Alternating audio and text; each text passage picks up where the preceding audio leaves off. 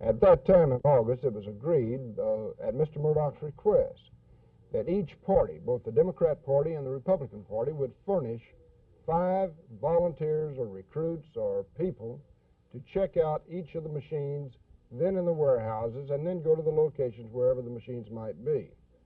We recruited our 5 people. We had them ready to go. We called down and told Mr. Tommy Bell of Mr. Murdoch's office, who is working with the machines and was working with the machines under Mr. Murdoch.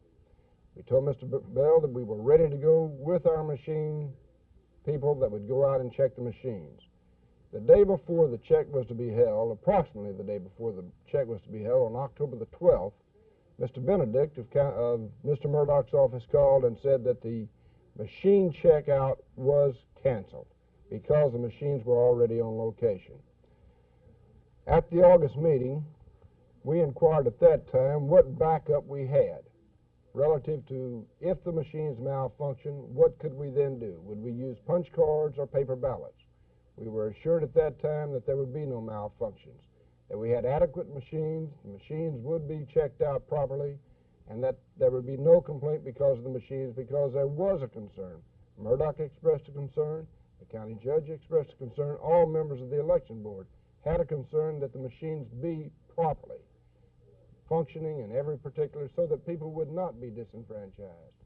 Literally, we had hundreds of people called to Republican headquarters, people called the Secretary of State's office, people called down to the county clerk's office inquiring about the machines, why they couldn't vote in their own particular precincts because of machines that were malfunctioning. I would suggest in the future, whoever is the county clerk, that we always have a backup for our voting procedures. If we're going to use machines, we should have paper ballots to back it up. If we don't have paper ballots, we should have the punch cards to back it up. In any event, we should not disenfranchise our citizens, and the county clerk is the chief election officer, and it's his primary responsibility to see that they are not disenfranchised.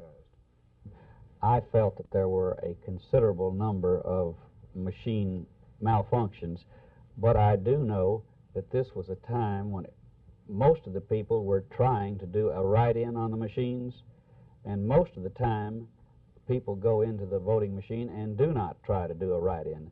So if you recognize what people were trying to do, something that is not normally done, both the machine is sometimes not fully checked out or fully satisfactory in the way it functions, and likewise the people have to figure it out, both the judges and the voter. Are these voting machine elections, have they been mismanaged?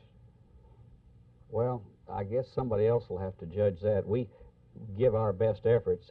I think that there's a problem in the system. I know that the Commissioners' Court are the ones that buy the equipment, that authorize the money. At the same time, we do delegate this to someone else.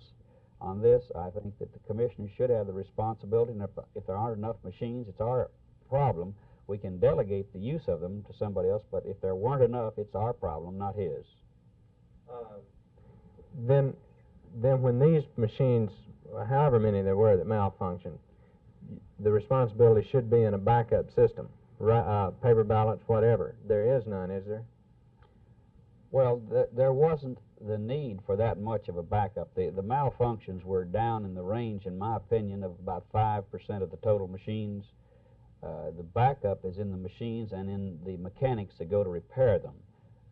If you have extra machines, I think we were able to reach and activate the machines enough to take care of it.